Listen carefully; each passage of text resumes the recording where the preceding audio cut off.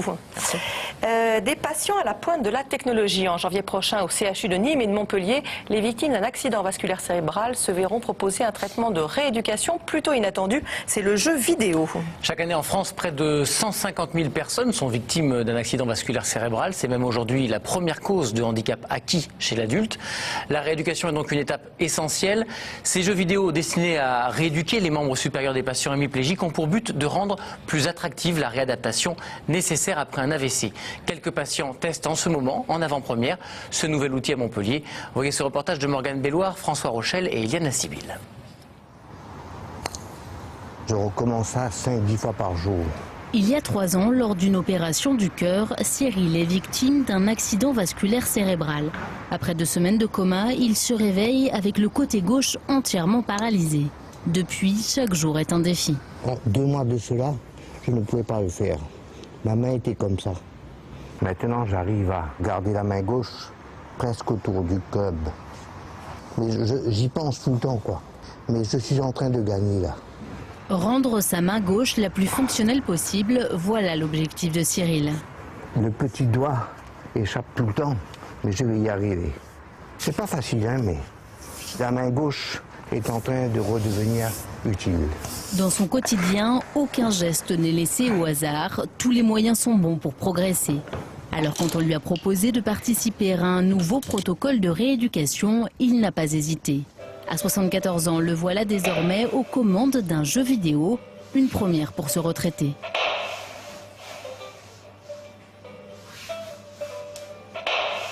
Essayer de décoller un petit peu le dos peut-être maintenant.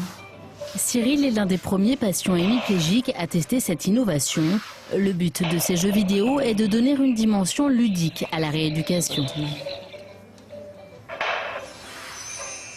Vous voulez essayer d'en toucher un sans être en appui sur la table? Accompagné d'une ergothérapeute, le patient va travailler sa motricité à l'aide d'une tablette numérique et de ce capteur de mouvement. Et tout au long de la séance, le logiciel enregistre les performances du joueur. Le principal intérêt, c'est que ces jeux ont été implémentés avec ce qu'on appelle des agents intelligents. Les agents intelligents, c'est des petites parties logicielles dont l'objectif est d'analyser les données issues des mouvements faits par les patients pour informer le jeu et permettre au jeu de s'adapter de façon automatique et intelligente aux performances du patient. C'est-à-dire que quand le patient réalise un mouvement qui est incomplet, le jeu, de façon automatique, va éloigner un tout petit peu la cible pour contraindre le patient à aller un tout petit peu plus loin dans son mouvement lors de la séquence suivante. Vous ne devez plus bouger une fois que vous avez choisi un poids, sinon il ne peut pas tomber dans la balance. Donc vous êtes obligé de freiner le mouvement et de maintenir votre main dans telle position et ne plus bouger. Dans ce jeu, Cyril doit équilibrer la balance. Au bout de 3/4 d'heure, l'ergothérapeute observe déjà des progrès. Et déjà, je trouve que par rapport à tout à l'heure, vous maîtrisez mieux votre geste. Oui, voilà. C'est plus cool. J'arrive à détendre mon bras gauche suffisamment pour que ces mouvements deviennent simples, alors qu'ils étaient pour moi extrêmement complexes. Pendant 1 mois et demi, Cyril s'entraînera près d'1 heure par jour. Et chaque semaine, un bilan sera établi avec l'ergothérapeute afin de constater les évolutions du patient et d'orienter la rééducation. La flexion-extension, il l'a. L'élévation antérieure, il l'a aussi. Mais par contre, finaliser son mouvement et pouvoir s'arrêter précisément sur la cible à atteindre, ça c'est encore quelque chose qu'il faut travailler. Donc ce jeu va être intéressant pour lui dans ce domaine-là.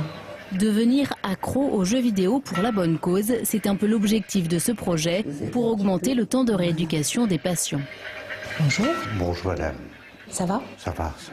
Ouais. Que je m'amuse. Mes enfants, mes petits-enfants, il faudrait que je leur montre le résultat. Vous allez être un grand frère. Ils vont dire, papy, tu es nul. Pour mesurer l'efficacité de ce nouvel outil, les patients hémiplégiques vont être soumis à des examens d'imagerie du cerveau. Les résultats seront comparés à ceux obtenus grâce aux méthodes de réadaptation traditionnelles. La rééducation pourrait alors passer à l'heure du numérique. Alors cette semaine, la chronique sport parle de refroidissement, de rhume, de grippe, de